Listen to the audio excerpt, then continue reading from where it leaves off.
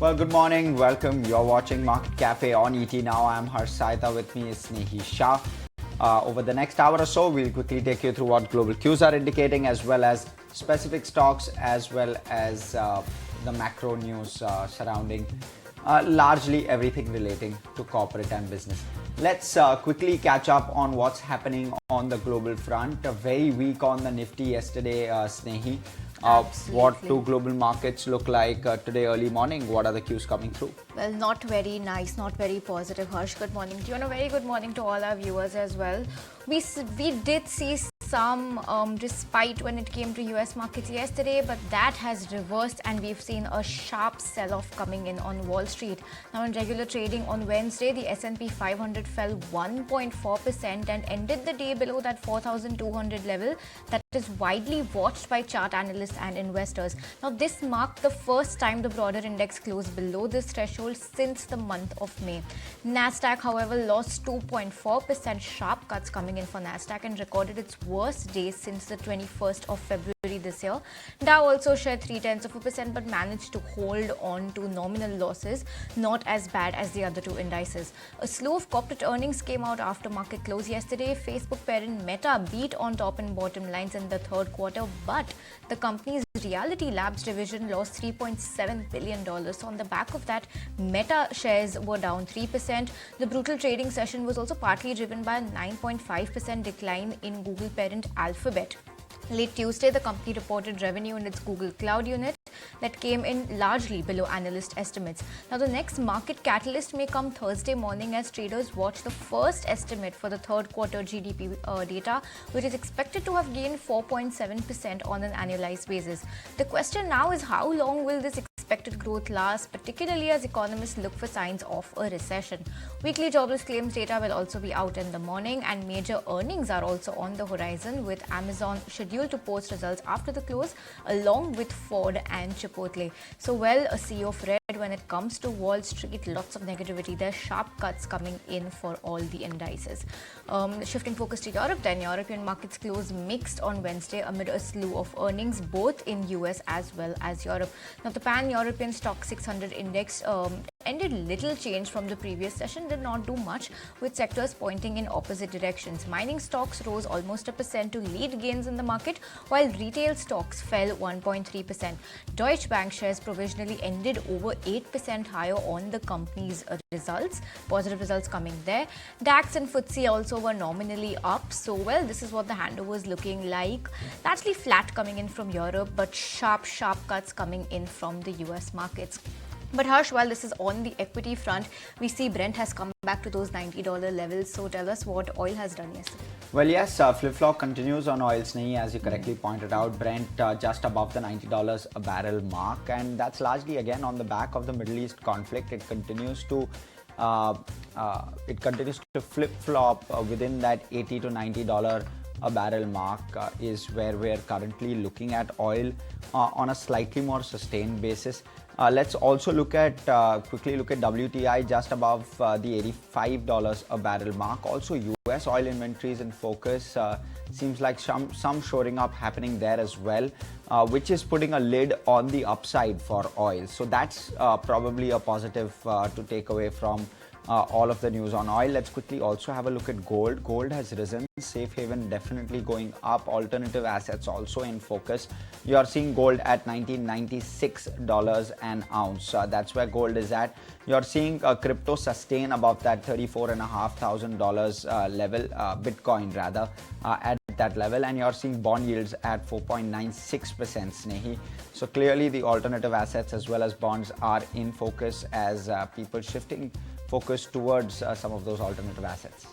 Absolutely. Let's also take a look at all the important events that you need to be keeping on your radar for today. And when it comes to global events, then you've got the European Central Bank rate decision, so important metric over there to watch out for. Also, you've got the US third quarter GDP numbers, as I mentioned earlier, so keep an eye out for all of this data. Shifting focus back home, then when it comes to Nifty 50 earnings, you've got Asian Paints that will report its second quarter earnings today. And when it comes to non-Nifty companies, you've got a bunch of companies like Vodafone Idea, Dixon Tech, as well as Colgate. All of these companies will be reporting their quarter two numbers as well today. In other events to watch out for? Well, today's a Thursday, so it's the last Thursday of the month, so it's the monthly FNO expiry. On the other hand, we've also got Home First and Rushil Decor to mull fundraising today, and Signature Global. Lock-in will open for Signature Global for 3% of their equity shares. So watch out for all of these cues in today's trading session. Right. We're going to look out for all of those cues, but let's quickly look at the latest from the war-torn region. Israel-Hamas war continues to claim innocent lives. Over 6,500 Palestinians have lost their lives due to the Israeli attacks on the Gaza Strip. Meanwhile, a Russia-backed UN Security Council resolution has called for a ceasefire, and that has failed as Israel continues with its, deadly attacks. However, reports suggest that the Council is now drafting a fourth resolution by the non-permanent members. Israeli Prime Minister Benjamin Netanyahu has vowed to wipe out Hamas, which rules most of Gaza. In a televised address, he said, and I quote, "Preparing for a ground invasion. I will not elaborate on when, how, or how many." Well, the war doesn't seem to be anywhere close to its end when it comes to that area. Unfortunate news keeps coming in, but let's shift focus to some key data from the United States. New home sales scaled a 19-month high as the annual median dropped by the most since 2009. However, mortgage rates still toying with 8%, leading to potential curbs on demand. Remember, rates are at the highest in nearly 23 years.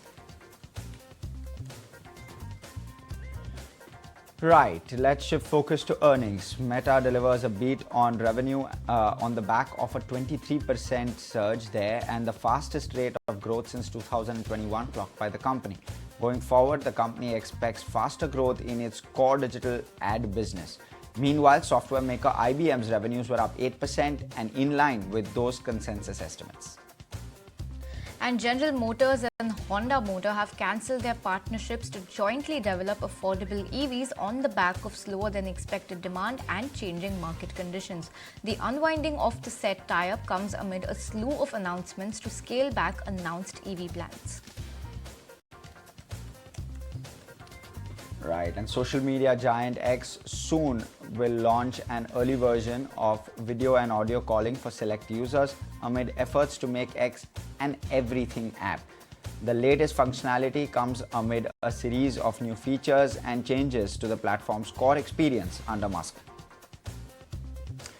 Well, and looking at some other global news then, weeks after suspending visa services in Canada, India is going to resume visa services in Canada from today for entry, business and medical purposes. Let's go across to my colleague Srinjoy Chaudhary, who has further updates on this development. Srinjoy, what are you picking up?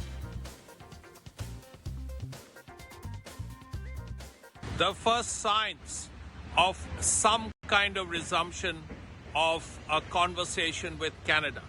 India has said, and the Indian High Commission in Ottawa, Canada, has said 26th of October, India will accept business visas, which will help, of course, economic ties between the two countries, entry visas, and quite importantly, for humanitarian reasons, medical visas. So these are obviously not a very large number. This is clearly not tourist visas or other things, but at least it's a beginning. For all those who need medical treatment, well, a visa is possible. For all those people who want business ties with India, quite naturally, a visa is possible. So this is the first effort. Nevertheless, it does not change the fact that India is still very sore about the allegations made against India. India has been accused of killing a Canadian citizen, and India has strongly denied it, saying the whole thing was absurd. And that situation, that position continues, as does the unhappiness about the way the Canadian Prime Minister made the statements that he did. Right, thanks so much for that, Shinjoy. We'll slip into a short break on the back of that. Stay tuned, we'll continue on the other side, more domestic.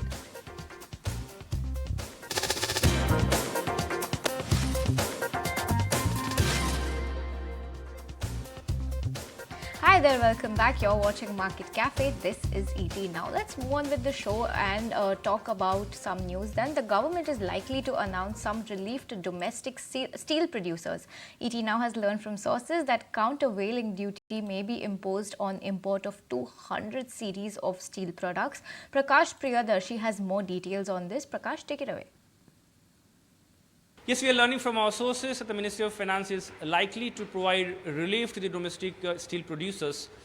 We are given to understand that government may impose countervailing duties on 200 series of stainless steel products going forward in order to protect interest of domestic industry. Sources are also saying that the Ministry of Steel has once again approached Ministry of Finance with a fresh set of proposal. It has requested Ministry of Finance to take necessary steps in order to curb incessant imports that is coming from China to protect domestic industry. Apart from that, DGTR, which comes under Ministry of Commerce, has also recommended to impose countervailing duties on certain category of stainless steel products to protect domestic industry. So considering all this, Ministry of Finance is actively looking at this proposal and take a decision going forward. As you are aware that the industry has been demanding government to take necessary steps in form of additional duties on certain category of stainless steel products to protect their interest. If you look at data, imports from China have increased manifold. In fact, it has gone up to 45% from 5% in last few years, especially after suspension of countervailing duties which was earlier. But now industry along with the steel ministry have approached Ministry of Finance once again, and considering all this, Ministry of Finance is looking at this proposal actively and may take decision going forward. Right, thanks for that, Prakash. But let's quickly move on. Axis Bank declared numbers, stock-specific news. Now we're seeing net interest income at 12,314 crore, largely in line with what we were really penciling in. In fact, slightly better on the NIM front than what most of us were penciling in. We're expecting some amount of margin decline. That's not come at all. In fact, margins have been flat on a sequential basis. Operating profit too was up roughly 12% year over year. The slightly more elevated OPEX was on the back of some one-offs which came through, which the management suggested will not be the case going forward. They're expecting OPEX to assets to be at 2.1% by FY25, and they're going to see that it tapers down towards that level by the end of FY24 as well. You're seeing provisions at around the 815 crore mark, which is down roughly 21%. That's what we were expecting. Sequentially down 21%.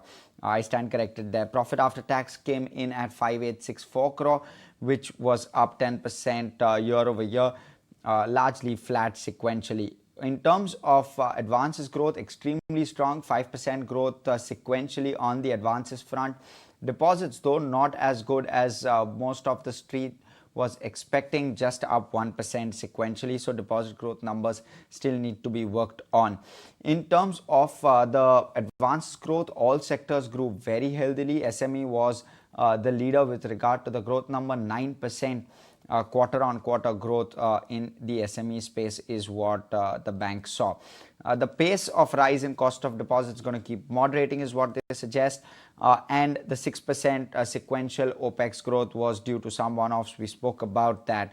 Personal loans is 100% to salaried individuals, so some comfort on unsecured. No personal loans below the 50,000 category is where they see risk, and no COVID-related provisions utilized, and that doesn't reflect any stress that they currently see. So largely that was the management commentary from Axis. Quickly moving on to brokerages, Jefferies has a buy. Target price 1250 from the 1200 target price given earlier. Also, NIMs are stable. Healthy loan growth is what Jefferies terms it. OPEX growth includes one-offs. Asset quality holds up. Bank has delivered the 18% ROE, and this can be anchored in future as well, is what Jefferies expects. Macquarie, though, more neutral. What they're suggesting is their target price is 980. PAT, they believe, is largely in line. Higher OPEX is offset by lower provisions is what they suggest. Deposit growth is what they continue to emphasize on. They believe that that is weak. NIMs are sustaining on account of increased yields, but deposit growth is a key monitorable for Macquarie on Axis. Absolutely. So largely inline set of numbers coming for Axis Bank. But let's shift focus from one Nifty 50 company that reported its earnings yesterday to another, and the another one was Tech Mahindra. A somber show from the IT major Tech Mahindra for quarter two. Let's understand what weighed on the performance in the quarter gone by with my colleague Anisha Jain, who tracks the sector closely. Anisha, break down the numbers for us, please. It's a pure top line miss coming in. The revenue in terms of constant currency has actually declined by 2.4%. We were working with a constant currency decline of 1.1 to 1.2%. Ditto can be said for the USD revenue as well. While we were working with a number of a decline of almost 1.5%, the actual decline has come in at 2.8% for the dollar revenue growth as well. And that's perhaps the reason that we are seeing a miss on the margin front as well. We were already hoping that it's going to be a decline from 6.8% last quarter to 5.5%.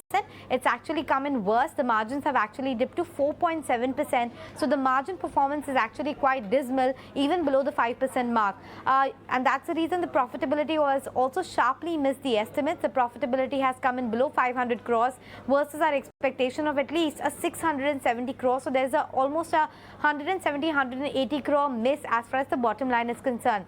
Headcount has actually been in addition quarter on quarter, so that's a silver lining. We have seen the headcount go up by almost 2,300, and the other silver lining in the number is the fact that the new net deal wins have been rather strong. The net deal wins this time around have come in much stronger than expected on a quarter-quarter basis as well. We have seen a sharp improvement. Almost $640 million is what the deal win has been this time. In terms of attrition, that has come down. In terms of the various geographies as well, it seems like it's BFSI which continues to be a bit weak for them. Even the communication verticals seem to be a bit of a miss. So it's a very soft number coming in from Tech Mahindra, but that is what the street was expecting as well.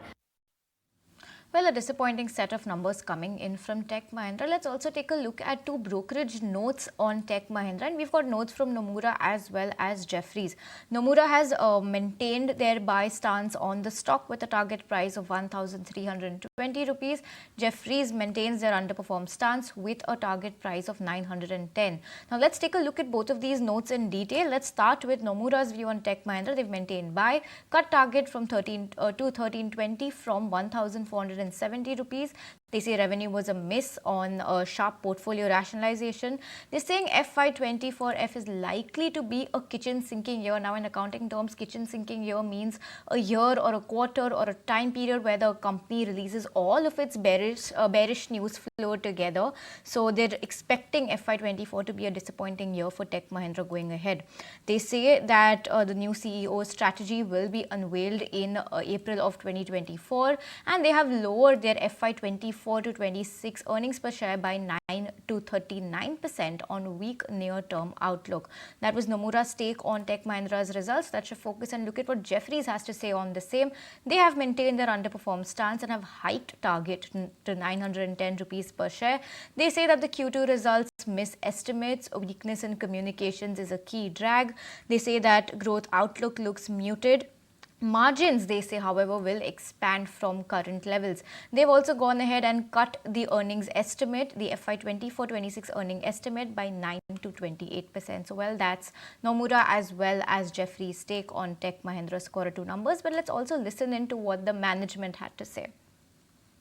We'll listen into what the management had to say a little bit later, but let's move on then. It's been a carnage on D Street amid weak global cues and concerns over the run-up in broader indices.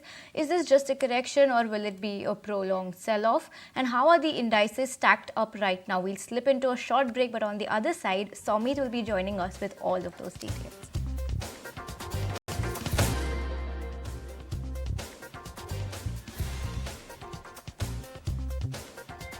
Right, welcome back. You're watching Market Cafe on ET Now. You had Jubilant FoodWorks reported an inline set of numbers overall. Let's get a detailed fine print on those numbers. Vinny is here with all of those. So absolutely, when you look at it versus ET now, it's an inline set of numbers, but we were expecting weak quarter only, and that is what was delivered as well. A weak quarter that came in from the company. Like-for-like growth saw a decline of around 1.3%. It was what we were expecting, but lower than what the street was expecting. Now, in terms of the revenue, yes, only a 4.5% growth in terms of revenues. Profit seeing a decline of around 39% on a year-on-year basis, and a contraction in terms of margins of around 350 to 400 basis point. EBITDA margins at 20.9% versus EBITDA margin of 24.3% last year.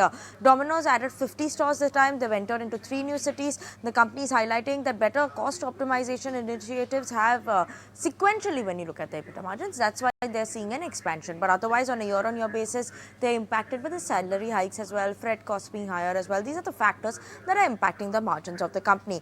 Now, other than that, obviously, in terms of the con call highlights that have come in, the company said they continue to focus in terms of pursue the order-led growth going forward.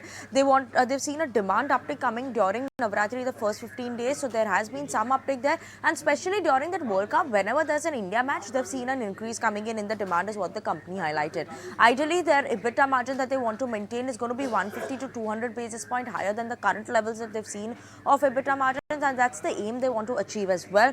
Positive LFL growth, that's like-for-like growth that they've seen in the delivery segment. Historically, Q3 they're highlighting is obviously seeing better average daily sales than Q2 is the word that has come in from the management in the con call. And in terms of inflation, that's persists for cheese as well as vegetables, and that is a factor that impacted Q2 as well. But management is more optimistic in terms of the trends going forward in the second half of FY24 as well. One important highlight is again that customers are downgrading. They're going to the lower price point pizzas as well. That's a factor that they are highlighting. Order values, that has remained high, but price points have seen a reduction coming in.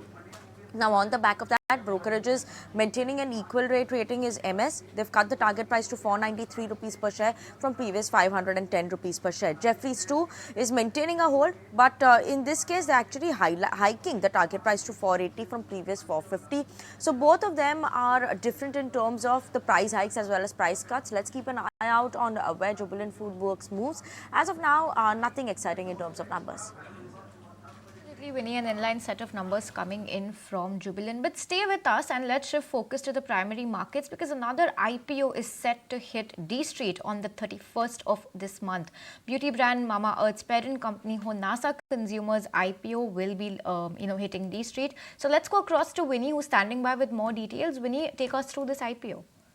Absolutely. So in terms of the IPO, this is the most talked about IPO when you look at it. Around 1,700 crores is what the IPO price is at. The price band is coming at 308 to 324 crores as well, opening on 31st of October and closes on the 2nd of November as well. So around the exact total size of the IPO is 1,693 crores is what is it. Now the upper end valuation that would come if this IPO, the IPO price band which we look at it, is around 10,000 crores, 10,060 crores is what the upper end price IPO is at. Now obviously Honasa Consumers is host brands like Mama Earth as well, and that is the main reason that we're keeping an eye out on for the IPO as well. When you look at it, they have a lot of other brands like B Blunt as well, which they had acquired, and in the recent times also in terms of they had the recent fundraising was, the last fundraising was from Shilpa Shetty that they had done as well. And on the back of that, we had seen that the fund which was raised was mainly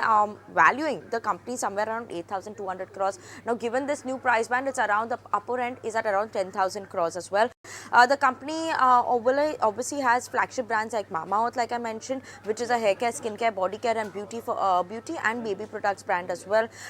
There are 6 brand portfolios that they have: Dermaco, Aqualogica, Ayuga, as well as B Blunt and Dr. Sheth as well, which is under the company's brand. IPO size, obviously there is 365 crores is fresh issue. OFS is around 4.1 crore shares which they have as well. And other than that, in terms of the revenues of the company, when you look at it, yes, on a year-on-year basis, FY21 to FY23, we are seeing 20 to 23, we are seeing a CAGR growth of around 92% for the revenue, keeping an eye out on that. Profits of the company also from last year, yes, the company has actually swinged into a loss when you compare in FY23. So keeping an eye out on that. As of now, there will be a press meet where you'll get more details on that. Right, thanks for that, Vinny. But let's quickly go to Vamakshi, who's with us on all the brokerage notes she's been going through with regard to all the brokerage notes that have come over yesterday to today. So Vamakshi, talk to us about the key ones that you're looking at. Well, yes, let me first focus in on Cartrade Tech. Now, this stock is in focus and on the back of a brokerage note that has come in from Nomura. Now, keep in mind that the company announced that they have fully exited the C2B business, and in fact what Nomura believes is that this exit could build clear path to profitability for the company. They do have a very strong classified business, and now there will be no overhang left from the C2B business, which is a positive factor that is playing out for car trade. Not just that, they also believe that the company will now have a higher revenue potential in the medium term due to a larger addressable market. So given all of those factors, Nomura has not only maintained its buy rating but also hiked the target price from 678 to 776 rupees per share. Apart from that, keep an eye out on Nestle as well. We have a couple of brokerage notes coming in on the same. Morgan Stanley has maintained its underweight rating with a target price of 18,910, while Jefferies has maintained its hold rating with a target price of 20,600 rupees per share. Largely, brokerages have highlighted that in the analyst meet that was held yesterday, they like the CEO's articulation of the larger F&B opportunity as well as Nestle India's growth strategy. The packaged foods, in their opinion, offers a good opportunity for growth, and in fact the company is taking several measures to increase its penetration, which includes expansion into the rural distribution, capacity addition as well as innovation. They believe the competition has increased in a few categories that Nestle caters to, but nevertheless Nestle has managed to contain this impact of competition coming in. So all in all, they do like the stock, but they do believe that the valuations for this counter are quite steep. Apart from that, lastly, we'll also focus in on Indus Towers. We have a note coming in on the company's Q2 from Macquarie. Macquarie has maintained its outperform rating with a target price of 200 rupees per share, highlighting that they do like the tower ads that the company has done in the second quarter. Not just that, they have also highlighted that lower margin as well as higher receivables could be a near-term drag for the company, but nevertheless they continue to find the shares quite attractively priced at nearly 3.2 times FY24 EV to EBITDA. So on the back of that, keep an eye out on all of these counters. Absolutely, Vamakshi. Thanks so much for taking us through those notes and breaking them down for us. I'm joined in the studio by my colleague Ansh, and Ansh, today is the monthly expiry, and the implied open is also barely holding on to those 19,000 levels. So what is the FNO setup looking like for today? Sure. So starting with Nifty first, yesterday Nifty gave a decisive breakdown from its support of 19,200, which was a very strong support, as you can see in the chart as well. There was a support trend line which was coming through it. Also today is Nifty and Nifty Bank expiry, so expect some volatility in the market. Let's see what happened in FNO segment. Long unwinding was seen in October Nifty futures with OI dropping by 37%, and sharp build-up was seen in November contract with open interest increasing by 75%. This indicates that bears are taking positions in the market. Also, as of today, as there is a monthly expiry for Nifty and Nifty Bank, the rollover as of yesterday for Nifty stands at 63% and Nifty Bank at 55%. Though we'll come up with the complete analysis post-market. Talking about option front, we saw very active call writing at 19,200 strike, indicating resistance around this level and put buying at the psychological 19,000 level. Now let's shift our focus to what FIs did. Index future, they added 1.8 thousand net short contracts showing bearishness in the market. Whereas on the option front, we are seeing call longs getting added by 4.5 lakh contract, which is actually a bullish sign. But with we also saw call shorts and put long also getting added by over 2 lakh contract each, which is a bearish sign. So in a nutshell, FNO data shows mixed signals. Plus today is the expiry, and also the index is hovering around the 19,000 mark. So the trend seems to be wait and watch for today actually. Absolutely, Anshu. Wait and watch. That's the call coming for Nifty today. But I'm afraid with that, we're completely out of time on this edition of Market Cafe. But while we go, here's a special chat for you.